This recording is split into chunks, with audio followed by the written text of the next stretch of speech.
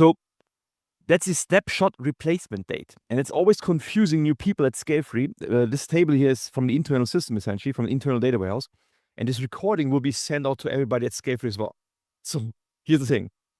What's the purpose of the snapshot table, of this control table, essentially?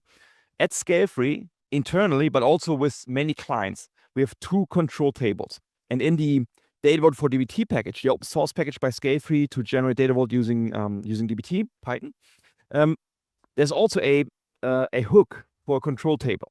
And these control tables serve an important purpose. The first control table is for the load date timestamp. It indicates which batches did we receive from each source system. So the unique key essentially in this table is the source system identifier and the load date timestamp. For each delivery from the source, we have essentially 1 row in this table, and then a lot of timestamps. When did the loading start? When did the loading into the staging or data lake started? When was it completed? When did the loading for the raw data vault start? Was it completed? When was it started for the business vault, and so on, right? So every layer, I want to know, where is my batch? In which layer? Is it still being processed, and so on? That's the first control table. Very simple. It's good for scheduling and orchestration and so on, and debugging sometimes and so on. The other thing is, the other table is the control snapshot table. And as the name implies, that's for the snapshot dates. And the snapshot dates should be on a regular basis. So every morning at 7 o'clock, for example, in this case at Scalefree, we create our snapshots at 7 o'clock UTC. And we're located in Germany. It translates into 8 o'clock. So mostly, except in the summer, I believe. Whatever. I'm getting. We're all thinking UTC essentially. So in UTC, we always start at 7 o'clock.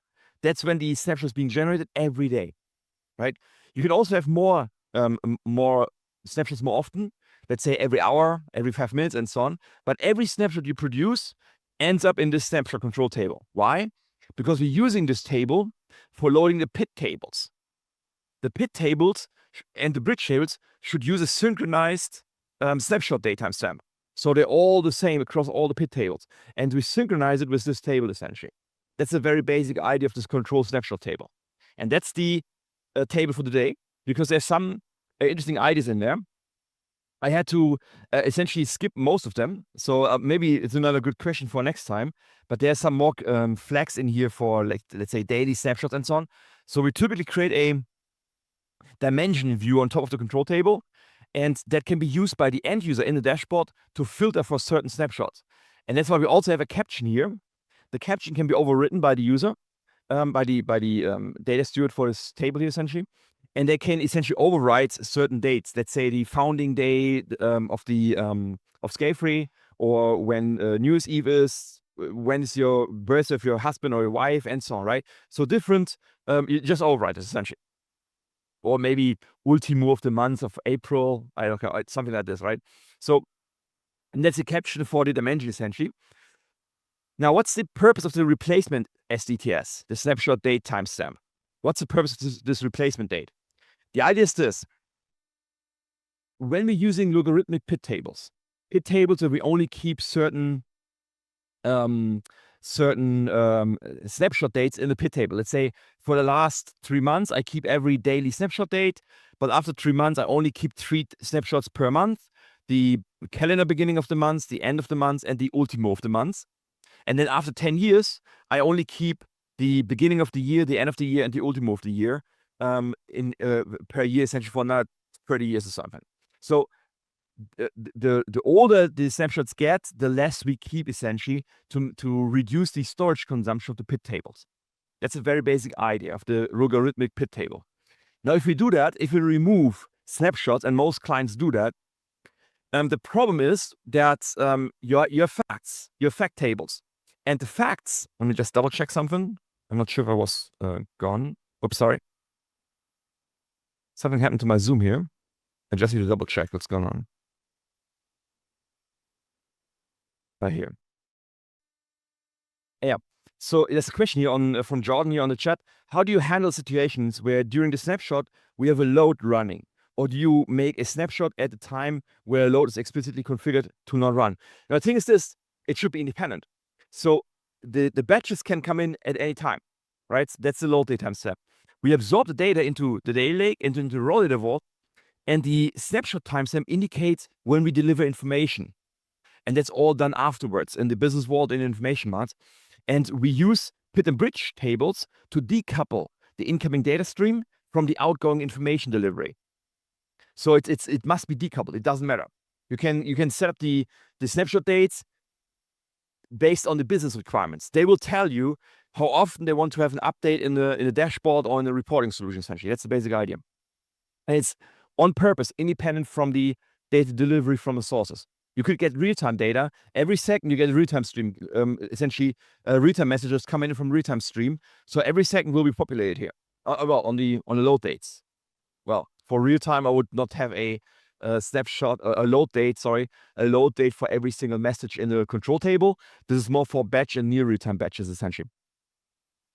So follow-up question here. So you do not make the snapshot against the raw vault, but against the business vault. Yes, the snapshot timestamps are implemented in the PIT tables and in the bridge tables.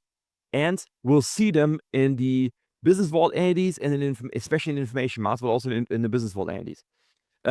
It's a common, essentially common topic for training, for data vault training that we offer, how we use the snapshot data timestamp. It's really for information delivery, starting with the business vault. Correct. That's the idea. All right. Just go back. So good question. Keep shooting your questions. All good. I just have to see them, essentially. All right. So the PIT table is often a logarithmic PIT table or limited. Let's say you only keep 3 months of snapshot timestamps in a PIT table, and everything afterwards gets removed again because these PIT tables become large. The more snapshot dates you have, the bigger the PIT table becomes. Because let's say you have 10 million rows in your hub, 10 million customers, and the daily snapshot date, you keep 10 million rows, you add 10 million rows per day, per snapshot date timestamp into the PIT table.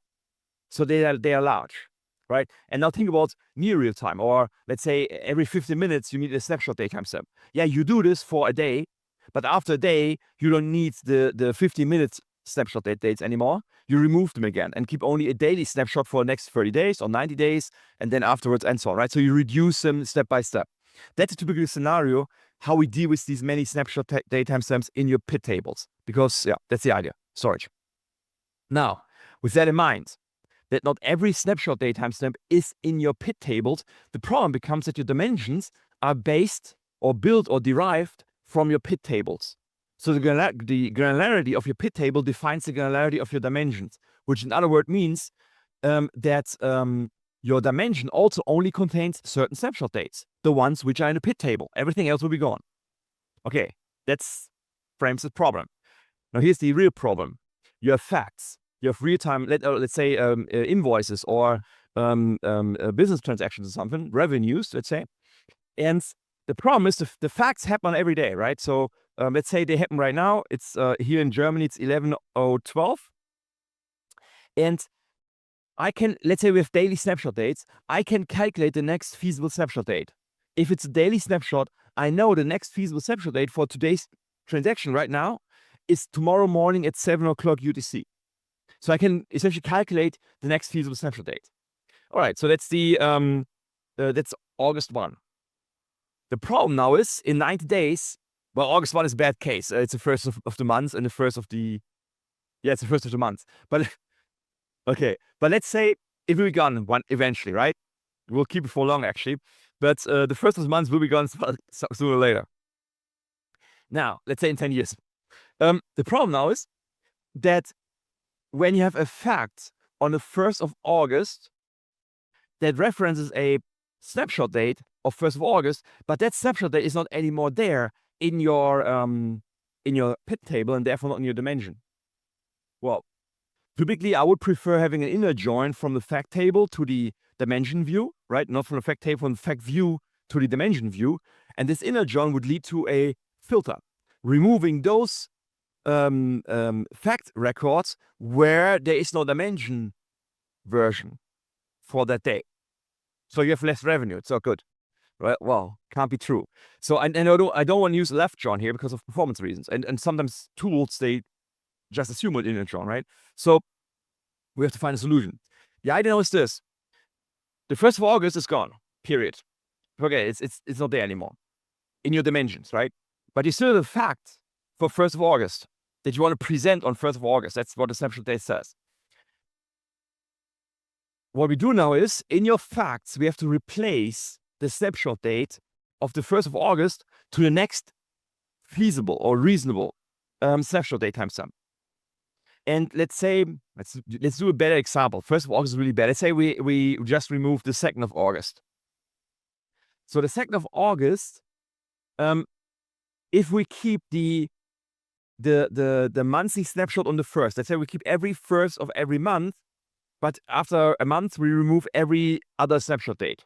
But we keep one snapshot per month. So we have the 1st of the month. We have a fact for the 2nd of August.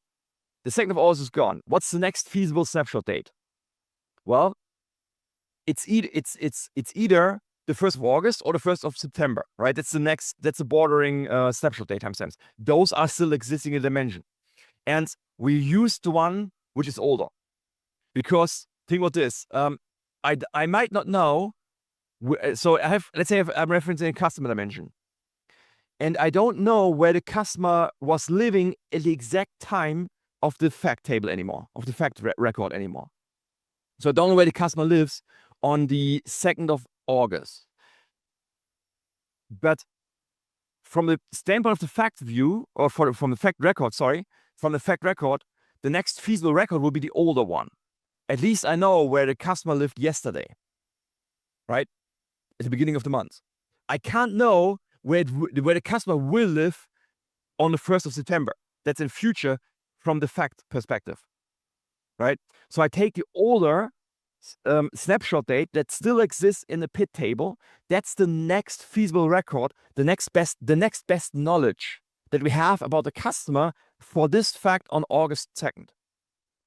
And that's what we want to activate.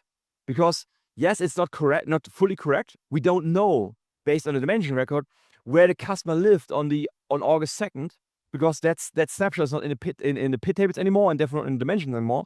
But the next best guess or next best information is essentially the information from August 1st.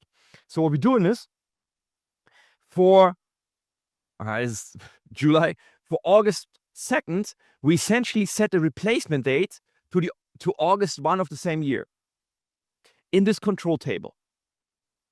And we do this for every snapshot date timestamp that we deactivated from the PIT table, that we removed from the PIT table essentially. For every deactivated snapshot date timestamp, you must set a replacement date timestamp to the next reasonable information, essentially, to the next reasonable snapshot date timestamp, essentially. Once you have done that, we essentially use the fact view and replace the snapshot date timestamp from the actual fact with the replacement date. Typically, it's the same. So if we have the snapshot still in the PIT tables, these dates will be the same. So we're just replacing, I don't know, August 1 by August 1. No change of the data point itself. But if the replacement date is set, then we replace it by the next best information. And that will essentially move the fact to, or will lead to a reference in a dimension of the snapshot of the fact to the client version or the record version of the customer record in a dimension. That's a very basic idea. We call this fog of data. Think about this: when you're online game, or let's say when you play computer games, and you have this open world and you can roam around and so on, and you look at the horizon, and there's fog always in the far out essentially. Why?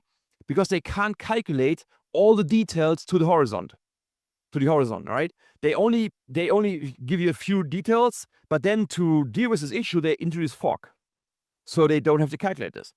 And here we do the same. We introduce a fog of data for all the details nobody really cares about anymore, because they care for the transactions for the last 90 days. They want to know where the customer lived exactly on that date, but everything afterwards, they sooner or later want to save storage cost. Maybe not after 90 days, maybe after a year or something. But sooner or later, it doesn't really matter exactly anymore where the customer lived at the point of this fact. And the further down in history you go, the less important it gets, essentially. That's a very basic idea. Ask your business users. If they accept this fog of data, yes, it's not nice. It's what it is. Or if they are willing to pay for storage costs, one way or the other, right? So with this replacement date, we introduce a fog of data. We reduce the details based on our reduced dimension members. That's what it is, or not the dimension members, but the versions of the dimension members that are reduced, and therefore we have to essentially do something here, because otherwise you're skipping, you're filtering out with the inner join from fact to dimension. You're filtering out transactions older than 90 days. That's even worse, right? So yes, it's not a nice solution, but it's typically an acceptable solution for most business users because they care more for the revenues of the last 90 days. They still have, by the way, they still have the every month, right? So they still have a monthly perspective of the last 3 years or so. But they only get the daily revenues for the last 90 days or whatever you make it up, 180 days, a full year, and so on. And that's typically enough.